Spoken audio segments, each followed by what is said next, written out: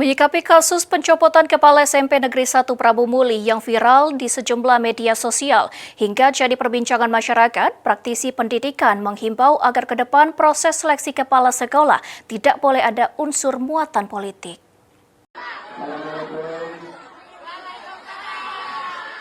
Walau kini jabatan Roni Ardiansyah telah dikembalikan sebagai Kepala SMP Negeri 1 Prabu Muli, namun pencopotan jabatannya beberapa waktu lalu telah menghebohkan dunia pendidikan di kota Prabu Muli bahkan Sumatera Selatan.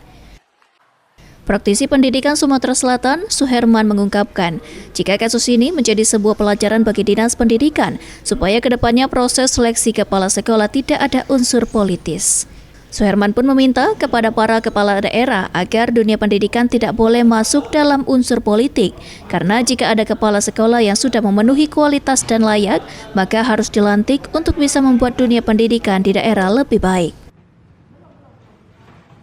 Itu Bupati, Wali Kota, dan Gubernur agar dalam masalah sekolah itu jangan sampai masuk dansa politik. Kalau memang sudah layak untuk menjadi kepala sekolah dan memenuhi syarat, saya kira harus kita lantik untuk menjadi kepala sekolah.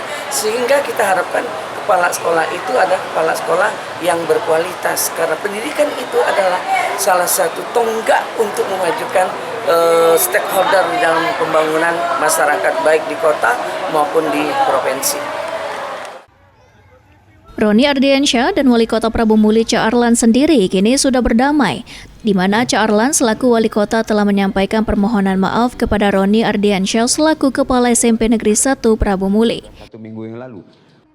Tim Liputan PAL TV.